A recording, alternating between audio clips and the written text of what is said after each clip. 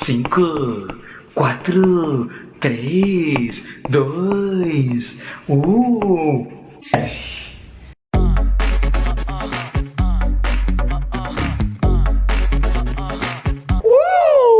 Fala, meu lindo, fala, minha linda. Eu sou o professor Rodrigo Pensador e esse é o canal Xê, História e Educação, feito para você, por você e para mais ninguém.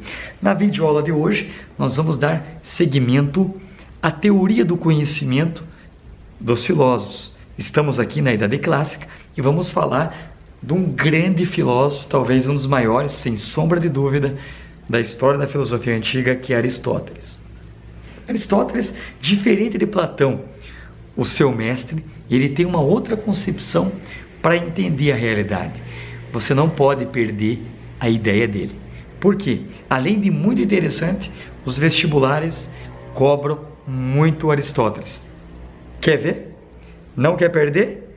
Inscreva-se no nosso canal, curta nossos vídeos, compartilhe também, para estar divulgando para o maior número de pessoas e trazendo para o âmbito do conhecimento filosófico as pessoas.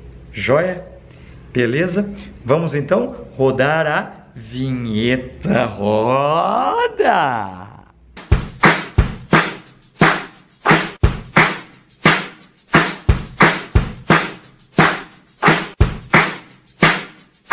Aristóteles. Lembram que o seu mestre, Platão, dizia que havia dois mundos. O mundo ilusório, que é o mundo dos sentidos, esse mundo material, e o mundo das ideias, que é o mundo do pensamento. Então, Platão separou o mundo em duas partes, por isso ele era dualista. E para isso ele criou o mito da caverna ou a alegoria da caverna para mostrar isso. Aristóteles não acredita nisso. Ele não acredita que tem dois mundos. Os dois conceitos de mundo ilusório e de mundo verdadeiro, o Aristóteles acredita que está na própria realidade, a aparência e a essência. Então, todas as coisas que existem materialmente falando, ela faz parte da mesma realidade. Querem ter um exemplo? O professor vai dar um exemplo para vocês. Vamos refletir, fazer uma reflexão sobre um celular. Eu estou aqui com o meu celular, tá? Como vocês podem ver. Vamos dar um exemplo dessa matéria, o celular. O celular, ele possui uma essência, né? Então, todo objeto, ele possui uma essência, que o Aristóteles chama de substância. Essa substância, ela possui uma essência e um acidente. O que é essa substância para o Aristóteles? Claro que naquela época não havia celular, mas se essa substância é formada por essência e acidente, a essência seria aquilo que nenhum celular existe sem. Aquilo que define a característica de algo, ou seja, aquilo que não muda num celular. O que é? Ou seja, não existe nenhum celular que não sirva para ligar, que não sirva para se comunicar. Então, tudo que existe é uma substância. A mesa é uma substância, o ser humano é uma substância, uma câmera é uma substância. Então, a substância é formada por duas características. Existe a essência e aquilo que é acidente. Essência é aquilo que não muda. Seria, por exemplo, aquilo que o Parmênides chamava de ser. Qual que é o ser do celular, então? Qual que é? Vocês sabem? O senhor acabou de falar. É aquilo que permite com que haja uma comunicação, a ligação, a troca de mensagens. Isso é uma essência. É aquilo que não muda. A capacidade do celular de viabilizar a comunicação. Ponto. O que é o acidente? Acidente é aquilo que pode vir com ou pode vir sem. É uma característica que muda, aquilo que não é importante. Por exemplo, as bordas serem arredondadas, isso é um acidente. Se ele é branco, se ele é feito de plástico, de borracha, se ele tem calculadora ou não tem, isso não vai fazer com que o celular deixe de ser celular. Esse é o acidente. Joia? Então, dois conceitos você já aprendeu. Em tudo que existe, é uma substância. E a substância é dividida em essência e acidente. Então, aquilo que não muda, que é a essência, e aquilo que muda, que é o acidente, que seria a ideia no qual o Heráclito dizia que as coisas mudam. Então a aparência das coisas muda. Então isso faz parte do acidente. Aristóteles também vai dizer sobre dois outros conceitos que toda realidade possui, que é a matéria e a forma. Então, tudo que existe uma matéria e uma forma.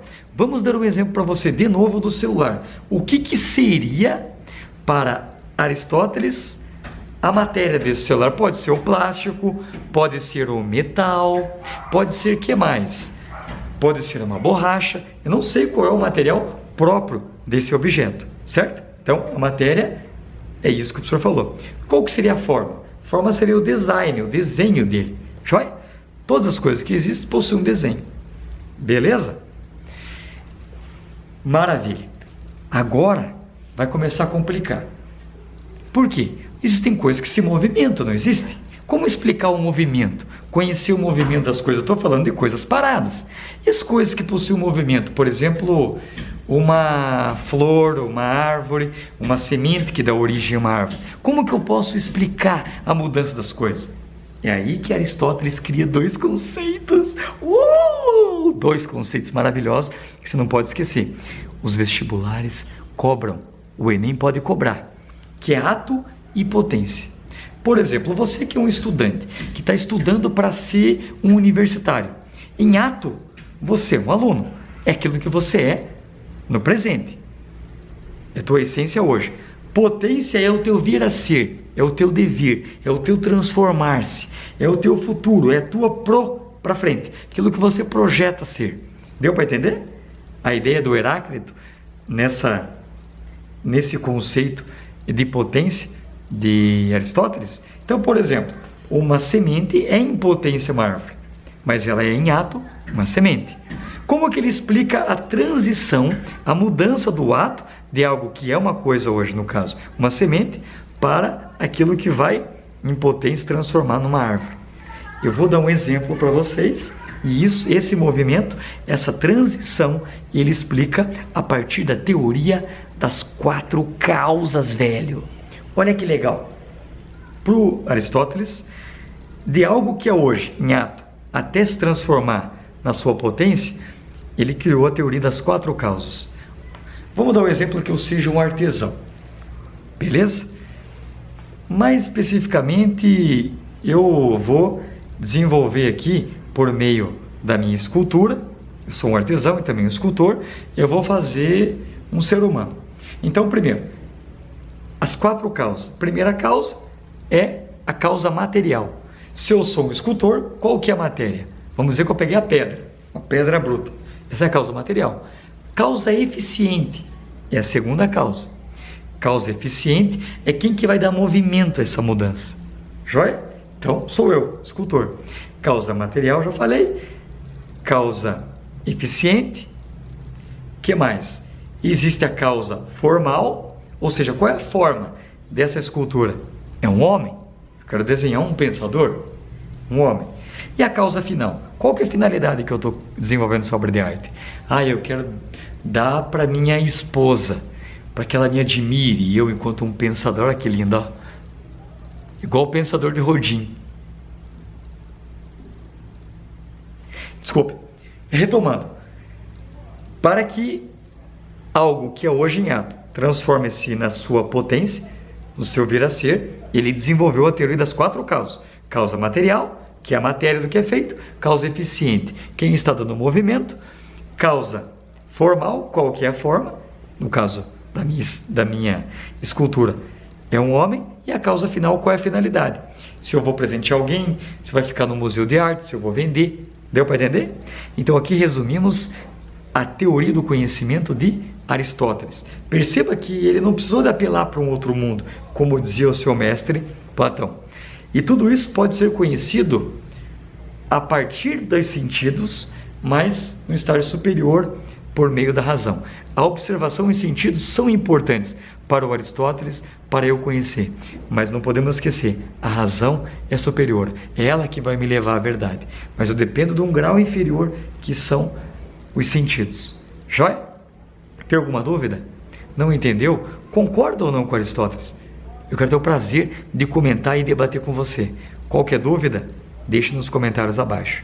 E não esqueça, curta o nosso vídeo, compartilhe as nossas ideias, inscreva-se no nosso canal e a próxima aula, não percam, daremos prosseguimento à teoria do conhecimento, agora com os filósofos empiristas. O que os filósofos empiristas vão dizer? Não perca, esse é o canal Xê, História e Educação. E eu sou o professor Rodrigo Pensador. Esse canal é feito para você, por você e para mais ninguém. Um forte abraço do professor Rodrigo Pensador.